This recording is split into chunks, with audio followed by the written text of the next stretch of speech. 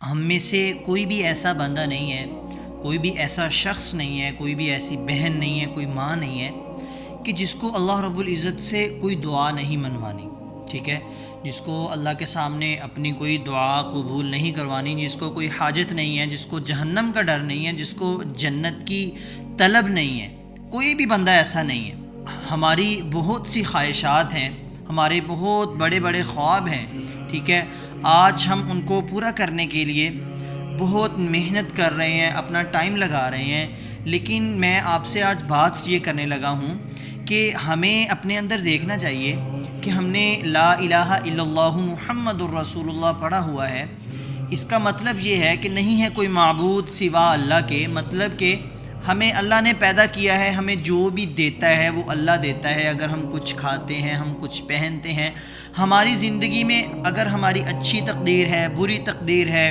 ہم نے یہ جب کلمہ پڑھا، ہم نے ان سب چیزوں پہ ایمان لایا، ٹھیک ہے، ہم ایمان لے کے آئے، آمنت باللہ و ملائکتہ و کتبہ و رسلہ، ٹھیک ہے، والیوم الآخر، آخرت کے دن پر، تمام رسولوں پر، فرشتوں پر، ہم ان تمام چیزوں پر ایمان لے کے آئے، ٹھیک ہے۔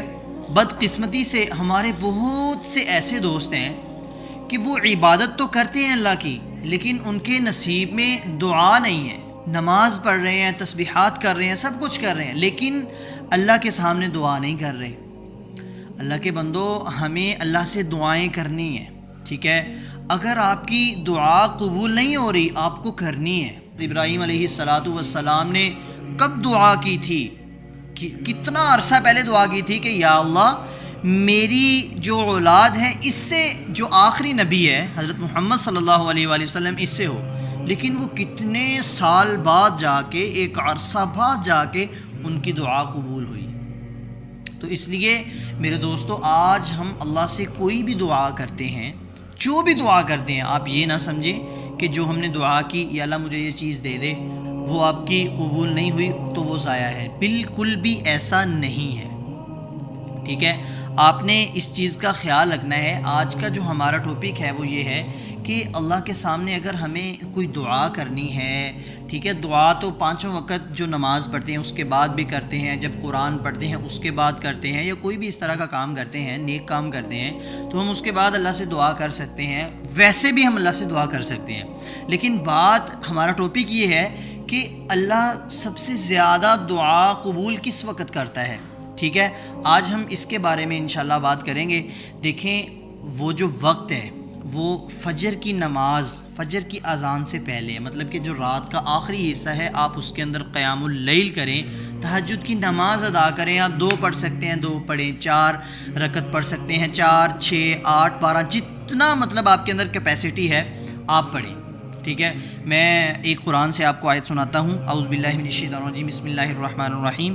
ان المتقین فی جنات وعیون، اللہ تعالیٰ نے قرآن پاک میں فرمایا متقی لوگ بے شک باغوں اور چشموں میں اس طرح رہیں گے، آخذین ما آتاہم ربہم انہم کانوا قبل ذلک محسنین، کہ ان کا پروردگار انہیں جو کچھ دے گا اسے وصول کر رہے ہوں گے، جو اللہ رب العزت ان کو عطا کریں گے وہ اس کو وصول کر رہے ہوں گے۔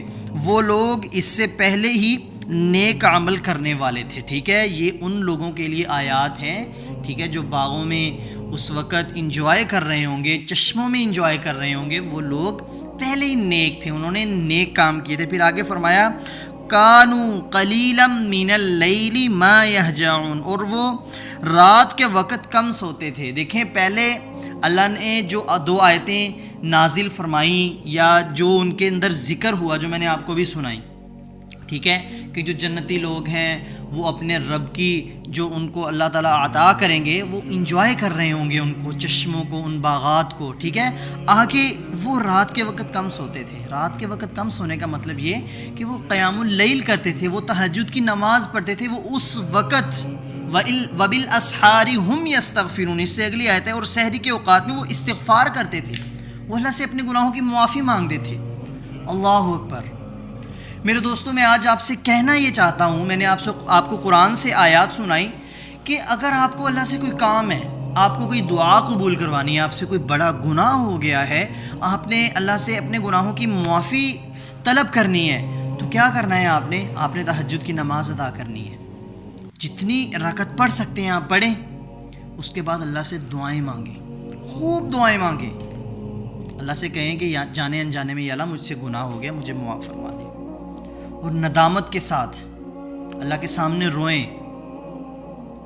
امید ہے آپ کو میری بات کی ضرور سمجھ آئی ہوگی. آقا علیہ الصلاۃ والسلام نے فرمایا اللہ سبحانہ و تعالیٰ اپنے بندے کے سب سے زیادہ قریب کب ہوتے ہیں, ٹھیک ہے, اور فرمایا رات کے آخری حصے میں اللہ تعالیٰ اپنے بندے کے بہت قریب ہوتے ہیں. اور پھر فرمایا اگر تمہارے اندر استطاعت ہے تو پھر اس وقت اٹھو, ٹھیک ہے, اگر تمہارے اندر استطاعت ہے تو تم اٹھ کے اللہ کا ذکر کیا کرو. اللہ اکبر, ٹھیک ہے, اللہ کا ذکر کرو, لا الہ الا اللہ, لا الہ الا اللہ, کوئی بھی ذکر ہے آپ کر سکتے ہیں اس وقت.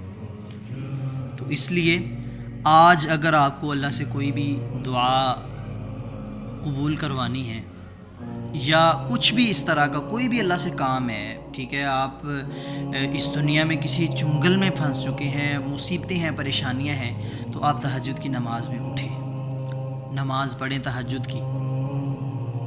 اللہ تعالی ہم سب کو عمل کرنے کی توفیق عطا فرمائے. جزاک اللہ خیر. السلام علیکم.